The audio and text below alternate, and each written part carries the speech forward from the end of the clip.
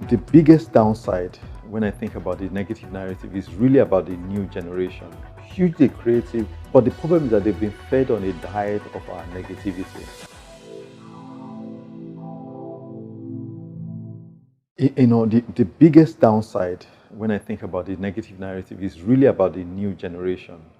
It's such an amazing generation. I work with them every day in my role, hugely creative, totally fearless, global perspective. So amazing generation. But the problem is that they've been fed on a diet of our negativity for too long, and it's beginning, and I think it's affecting them, and that's why you see them not wanting to come back. We grew up together in Nigerian universities. We went to school here.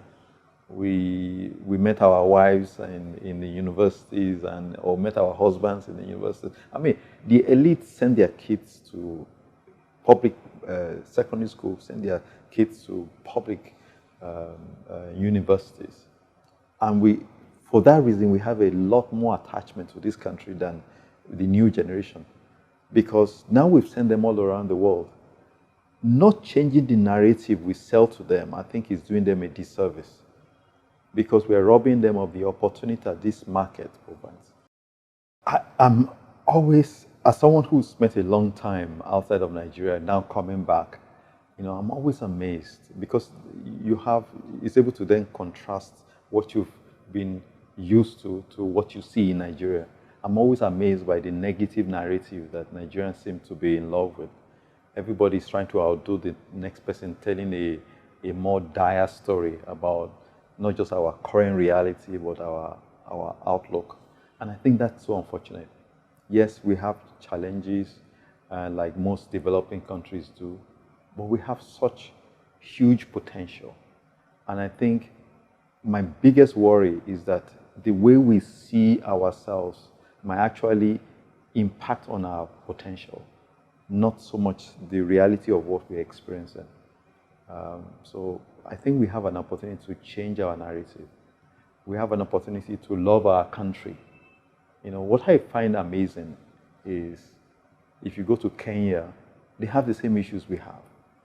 They are not oblivious of how important these issues are and the need to solve them, but they love their country. They wear belts in the colors of their country. They wear handbands. And they can talk about the problem that they're having and be very passionate about those problems, but it never extends to they casting an outlook for their country that is negative. They never do that. I find that is not true here, and that's a huge opportunity we have as Nigerians.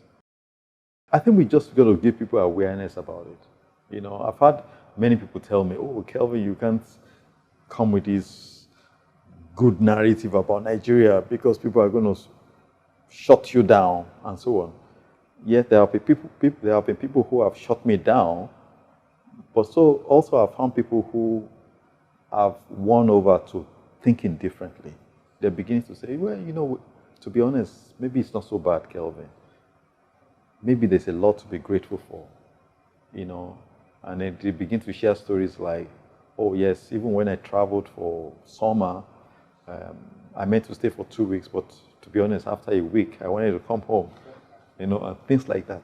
So we're giving people license to love their country and to be known to love their country. It's not a bad thing to do that. It's an amazing country. I could live in any part of the world that I choose. And I say that with all humility. But I chose to be home.